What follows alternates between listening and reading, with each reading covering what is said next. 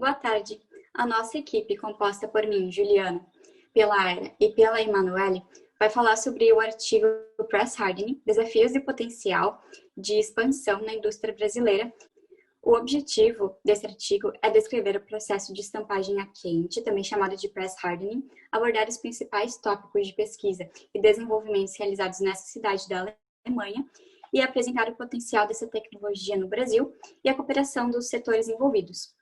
Então, no contexto de press hardening, é um processo utilizado para produzir veículos comerciais, produtos de linha branca e máquinas agrícolas, também utilizado para a produção de componentes de alta resistência estrutural, para a construção de estruturas leves e de alto nível de segurança. Com todas essas características, podemos dizer que esse processo é uma tecnologia promissora. O processo inicia com a austenitização da geratriz metálica de aço manganês bório tratável termicamente a 950 graus Celsius no forno de rolo e depois passa por um processo de prensagem que combina conformação e tratamento térmico em uma matriz resfriada com água. A figura 1 ilustra o processo direto de press hardening. Sobre os atuais desenvolvimentos em press hardening, nesse instituto foram realizadas pesquisas, desenvolvimento nessa área e utilizaram-se os princípios de funcionamento, métodos construtivos e tecnologias para reduzir o consumo de energia primária na produção e aumentar a eficiência energética nesse processo. Recentemente, estratégias para o aquecimento e resfriamento da geratriz durante o press hardening têm sido desenvolvidas. Falando um pouco sobre a refrigeração, uma têmpera da geratriz com tempos de ciclos curtos e aumento da força de estampagem foi realizada com sucesso em uma peça produzida por fusão de feixe de laser com arrefecimento dos canais muito próximos à cavidade. Já sobre o aquecimento, foi realizado por um sistema de placas adaptadas às geratrizes. Com esse procedimento, poderia ser obtido um tratamento térmico seletivo na geratriz, como uma austenitização local. A integração do tratamento térmico seletivo ao processo de press hardening é motivo para investigar os aspectos envolvidos durante a conformação a quente de chapas metálicas. O alumínio silício é o revestimento usado para ligas de aço de manganês bório, bem como o estabelecido para o processo. O manganês bório ele oferece, além de muita resistência, uma gama de combinações que podem melhorar outras propriedades, tal como a ductilidade das chapas sob altas temperaturas e a resistência à temperatura ambiente, como a gente consegue ver aqui nesse gráfico, onde ele representa a resistência máxima, a tensão ao escoamento e o alongamento.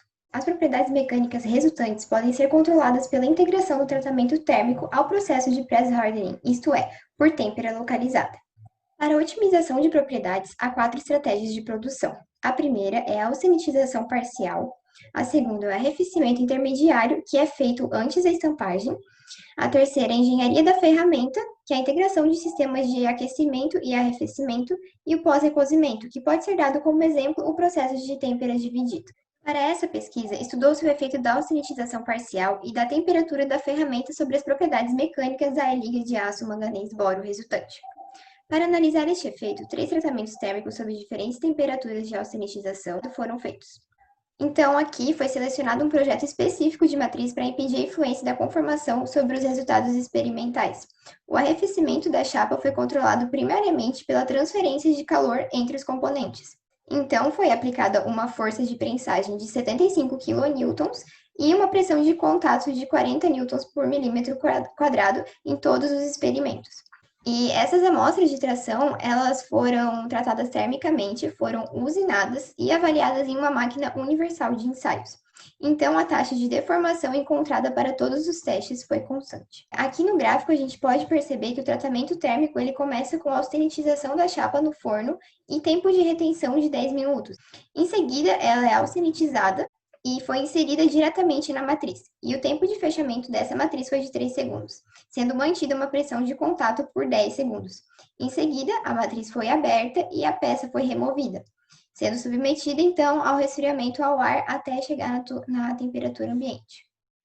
Sobre os resultados, na amostra austenitizada a 900 graus Celsius, a resistência máxima e a tensão de escoamento diminuíram com o aumento da temperatura da ferramenta. Já o alongamento ele teve um rápido aumento quando a temperatura da ferramenta foi maior que 400 graus.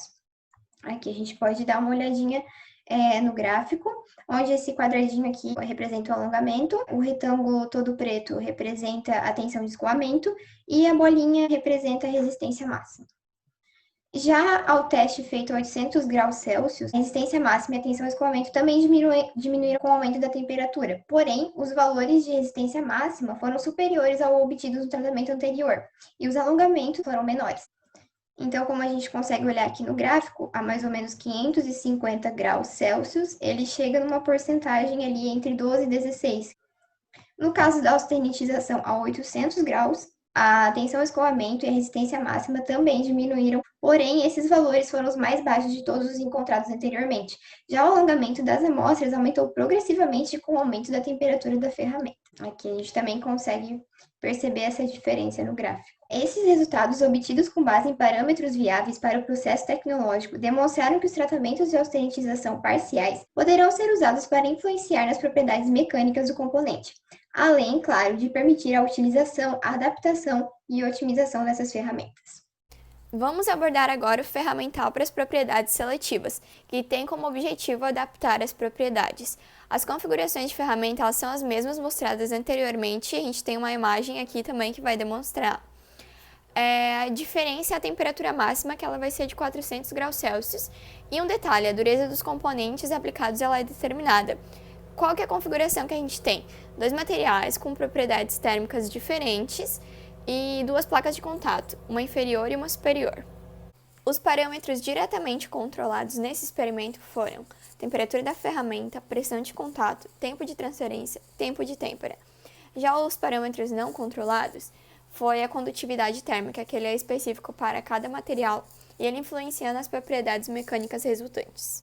Então, daqueles parâmetros anteriores, foi variada a temperatura de ferramenta e a condutividade térmica, e constante ficou a pressão de contato e o tempo de têmpera. O procedimento se deu com o aquecimento das geratrizes por 6 minutos até uma temperatura de 1.100 graus Celsius. Após ocorrer a transferência manual para a ferramenta aquecida, essa matriz foi fechada. O tempo de têmpera foi de 10 segundos antes da ferramenta ser aberta, e a amostra foi removida e arrefecida até obter a temperatura ambiente.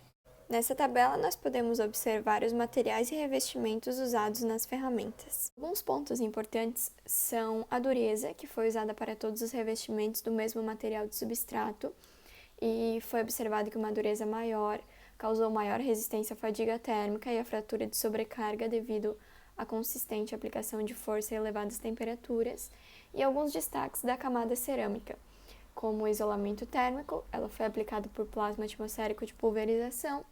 As propriedades de estabilidade térmica são superiores a 1.000 graus Celsius. Tivemos também alguns materiais que influenciaram na condutividade térmica, na dureza e como materiais de referência, que eles são normalmente utilizados na fabricação de ferramentas de press hardening. Essa tabela traz detalhes sobre a rugosidade dos materiais utilizados no experimento. O aço usado ele foi tratado termicamente até obter uma dureza específica e uma condutividade térmica desejada. Nessa imagem, podemos observar um par de placas de cerâmica de óxido e foi soldada nessa placa base uma placa sólida.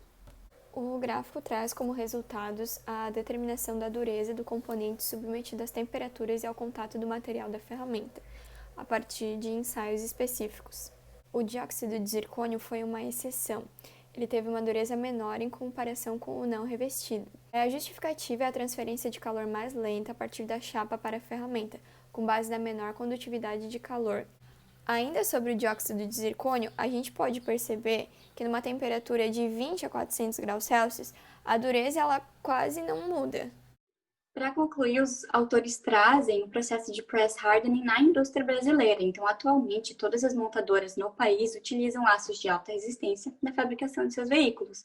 Questões que impulsionam o uso dessa tecnologia são as exigências acerca da redução de peso de veículos e o desenvolvimento de aços de alta resistência avançados e aços galvanizados PHS.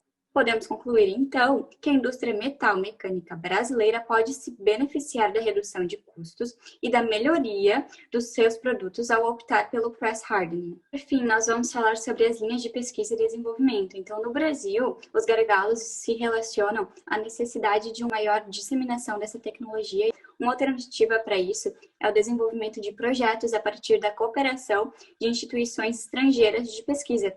Nesse contexto, a Alemanha tem destaque em parcerias com o Brasil.